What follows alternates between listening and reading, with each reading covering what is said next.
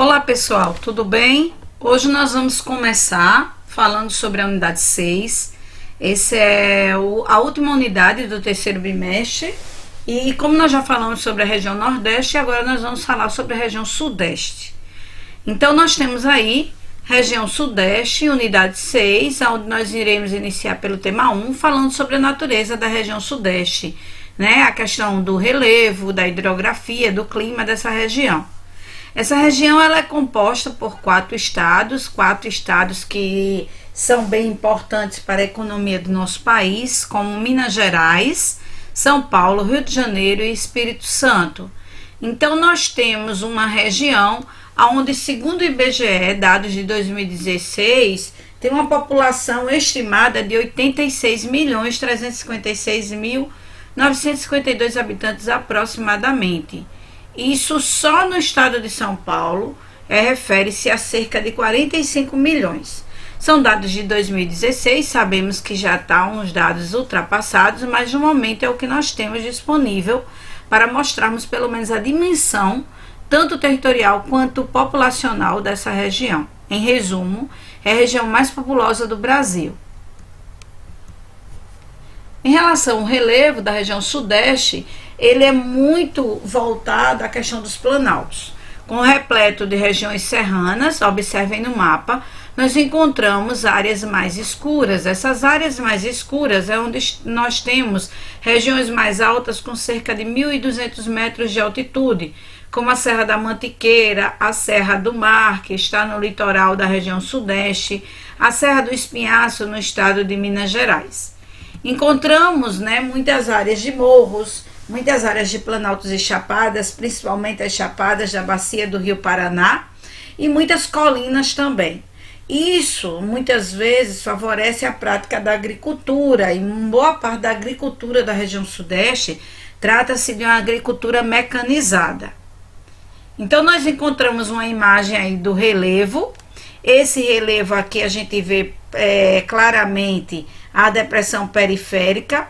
Percebam que há uma distância, nós temos serras e planaltos, que divide o litoral. Em essa baixa aqui, que são terrenos sedimentares, a depressão periférica. Encontramos os planaltos e chapadas da bacia do Paraná, que é o que mais se destaca. E em seguida nós temos a planície do Pantanal, que já está localizada na região centro-oeste, região que nós iremos estudar posteriormente. Em relação à hidrografia, nós encontramos inúmeros rios nessa região, pois ela é uma região também grande, No entanto, dois rios se destacam. Um deles é o Rio Paraná e o outro é o Rio São Francisco. Rios que têm grande potencial para fornecimento de energia elétrica através das usinas hidrelétricas e também áreas de rios navegáveis. Então, nós encontramos aqui esse rio, os dois rios, Rio Paraná e o Rio São Francisco, onde dispõe de potencial hidrelétrico e navegação. Observem aqui as eclusas. Nós temos aqui um exemplo de passagem de um nível do rio para outro, a depender do relevo, muitas vezes relevo mais alto ou mais baixo. Há uma necessidade de uma espécie de elevador mecânico, que é o sistema de eclusas. Esse sistema nós vimos, também durante as nossas aulas. Então, a função das eclusas é exatamente fazer com que os navios de carga ou de passageiros possam passar de um nível de um rio para outro, através de alguns elevadores mecânicos que fazem com que o nível da água suba ou desça, levando os navios para o nível necessário. Em relação ao clima, nós temos o clima da região Sudeste, o que predomina, obviamente, é o tropical. Mas nós temos também a temperatura anual superior a 18 graus Celsius. E por conta da altitude e da latitude, que exigem uma variação, destacam-se três tipos de clima a depender, como eu falei, da latitude e da altitude. Então, nós temos no litoral, tropical litorâneo. Nós temos o clima subtropical, já no extremo sul do estado de São Paulo, divisa com o estado do Paraná. E também o clima tropical de altitude, exatamente em áreas cujo relevo é mais alto. Então, nós encontramos esse mapa, que favorece mais o nosso entendimento. E aqui nós temos o clima tropical litorâneo em verde. Encontramos essa área do clima tropical em laranja, é o que mais predomina, tá? Até porque o Brasil é um país de clima tropical.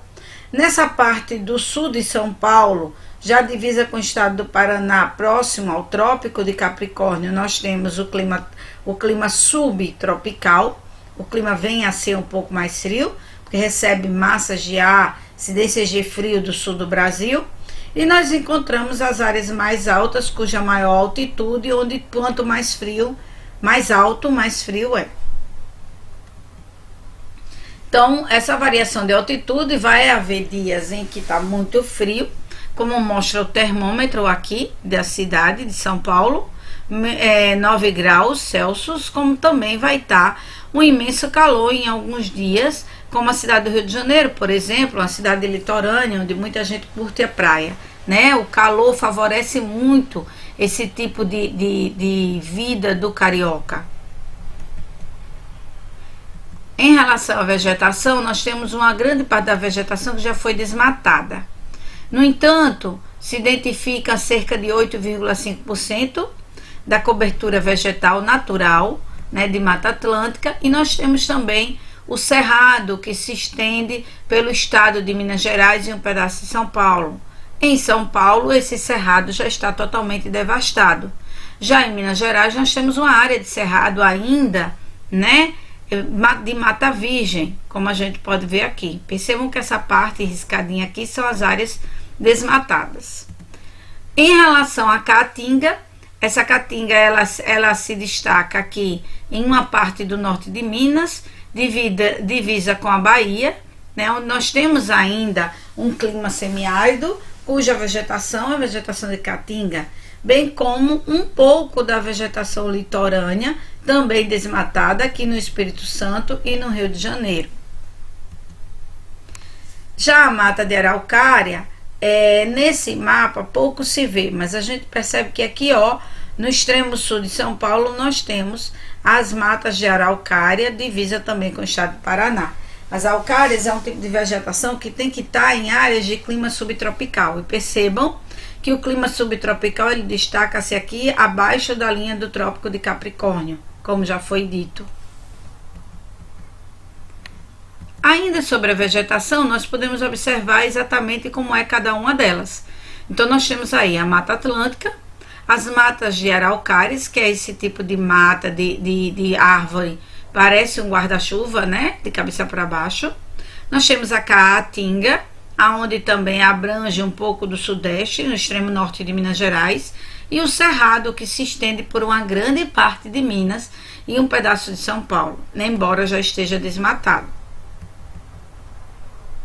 Já em relação ao tipo de agricultura, voltado a um tipo só, que é a monocultura. De um modo geral, na região de São Paulo, nós temos o cultivo do café, da soja, da cana-de-açúcar e também da laranja. Somos um grande produtor de laranja, a região sudeste, né? E o Brasil, ele se identifica nesse tipo de produção. Essa monocultura, muitas vezes, feita de forma rápida, demasiada e anualmente, nós temos uma parte dos nutrientes da terra, do solo, se perdendo. Então, aqui nós temos a agricultura da laranja, uma grande produção na região sudeste, e também o tipo de solo que passa a ser desgastado, sendo esgotado, né, tornando o solo empobrecido. Obviamente, em alguns pontos há um maior cuidado com o solo, né, mas em outros não, ocorrendo isso que vocês estão vendo nessa imagem.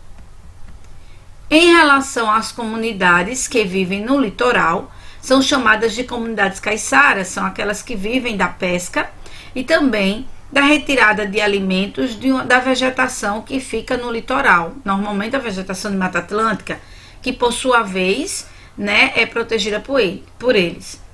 Essas comunidades, eles são descendentes dos antigos colonizadores, assim como os indígenas também. Então, nós temos um modo de vida dos caiçaras que está muito ligado à natureza. Eles vivem da extração tanto da floresta, da agricultura que é plantada em meio da floresta, que é chamada agricultura de subsistência, e a pesca do litoral. Uma das funções deles é preservar o meio ambiente, até porque eles vivem disso. No entanto, com o crescimento das cidades, e lógico, a área do litoral tem sido uma área valorizada, né, com o crescimento, a urbanização tem tido o que nós chamamos de especulação imobiliária, cujo o metro quadrado mais caro de uma cidade tem sido as margens do litoral, né, se tem uma casa ou um apartamento frente ao mar.